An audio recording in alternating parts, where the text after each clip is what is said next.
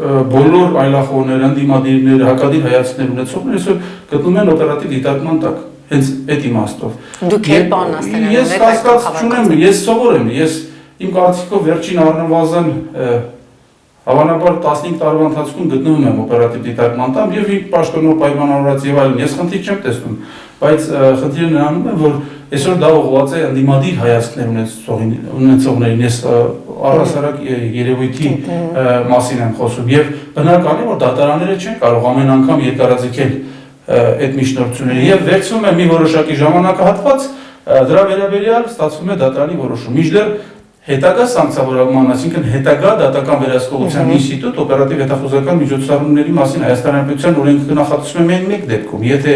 Հայաստանի Հանրապետության պետական անվտանգությանը, բնապահպանական անվտանգությանը վտանգ է սպառնում կամ առկա է առողջության սպառնալիք, ապա անհապաղ սկսվում է օպերատիվ հետախուզական միջոցառումը 24 ժամվա ընթացքում դատարանին ծանուցում է ուղարկում դրա մասին եւ եթե դատարանը թույլ է տալիս շարունակել միջոցառումը, ապա տալիս է համապատասխան որոշում միջոցառման ընթացքի թույլտվության վերաբերյալ, իսկ եթե գտնում է, որ միջոցառման հիմքերը բավարար չեն, ապա անապաղ դադարեցվում է միջոցառումը, իսկ դրա արդյունքում ձեռք բերված նյութերն ու տվյալները ոչնչացվում են։ Սա է, իսկ Հայաստանի Հանրապետությունում այդպիսի միջոցառումներ իրականացում են համատարած, անկախ նրանից դա պետությանը վտանգ սպառնում է, անվտանգությանը, բնապահպանական ահաբեկչության մասին է, թե ոչ։